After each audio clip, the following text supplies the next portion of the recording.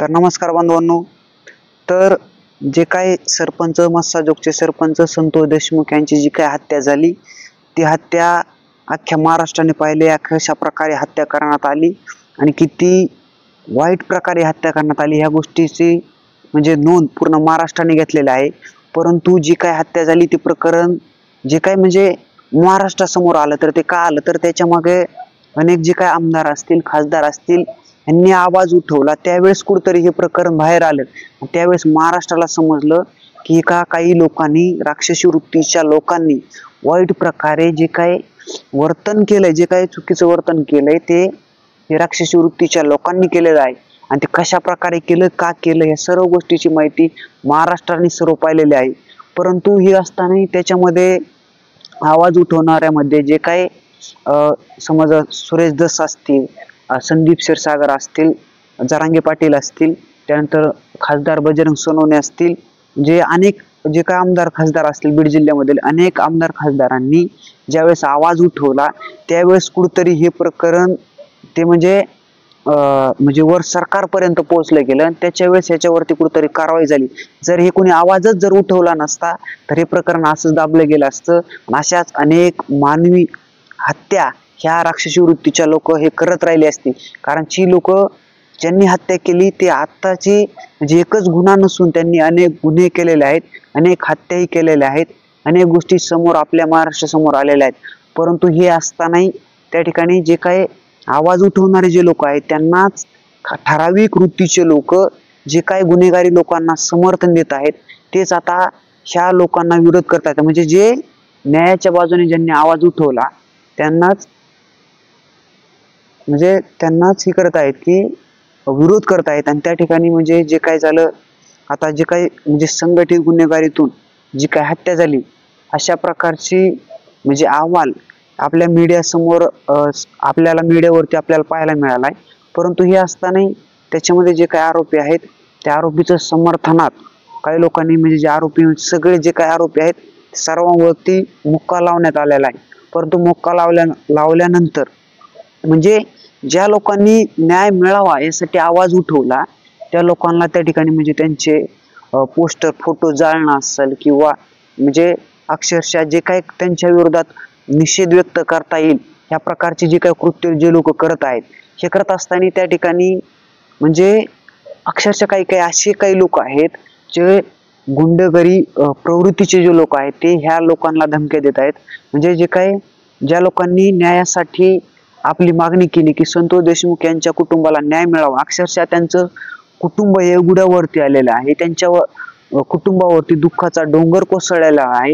यासाठी त्यांना न्याय मिळावा, अक्षरशः एवढी क्रूर हत्या केल्यानंतरही ते लोकांना लवकरात लवकर त्यांच्यावरती गुन्हा दाखल होत नव्हता, त्यांच्या विरोधात तक्रार कोणी पोलीस स्टेशनला घेत नव्हतं.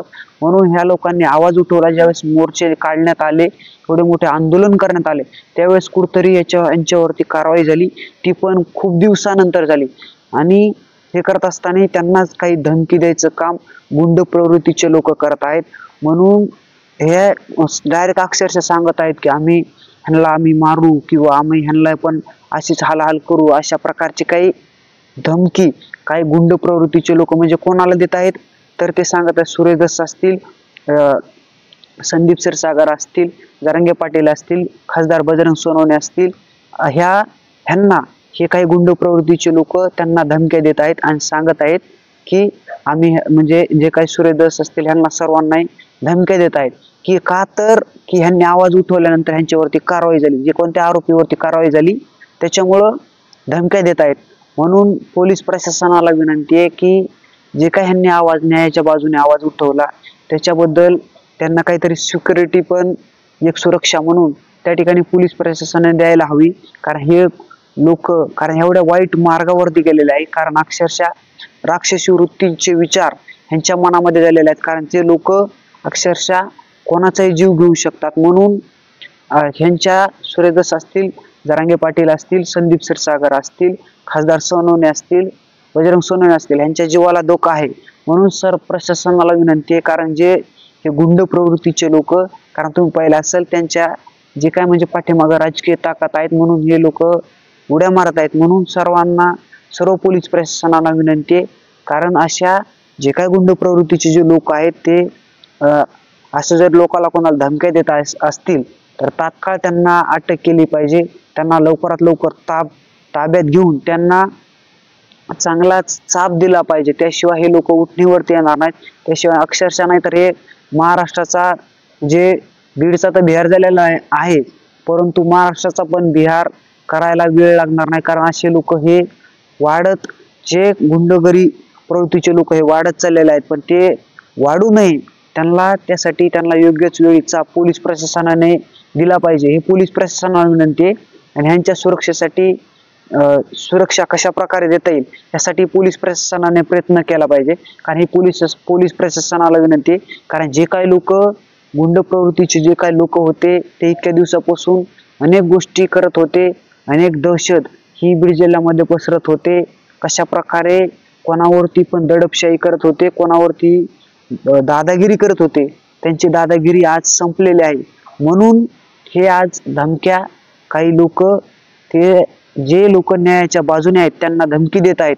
म्हणून पोलीस प्रशासनाला शेवटची विनंती आहे की पोलीस प्रशासनाने ह्यांना एक सुरक्षा द्यायला हवी, ही माझं पोलीस प्रशासनाला विनंती. कारण जर ह्यांनी आवाज उठवला नसता, एक तर सर्वात अगोदरचं म्हणजे जे काय अशी गुंड प्रवृत्तीचे लोक होते, जे आरोपी, कारण त्यांच्या विरोधात आवाज जरी उठवायचं म्हणलं तरी म्हणजे कोणाची हिंमत होत नव्हती. परंतु हे काय सर्व आमदार खासदारांनी आवाज उठवला म्हणून ते आरोपी कुठेतरी अडकले, कुठेतरी त्यांना अटक झाली, त्यांना कुठेतरी सजा मिळाली. म्हणून ह्याचा राग काढण्यासाठी जे काही न्यायाच्या बाजूने जे आमदार खासदार आहेत त्यांच्यावरती राग काढला जाऊ शकतो. म्हणून पोलीस प्रशासनाला विनंती आहे की यांना झेडपीची सुरक्षा दिली पाहिजे. एवढंच सांगणे आणि इथंच थांबतो. जय हिंद, जय महाराष्ट्र.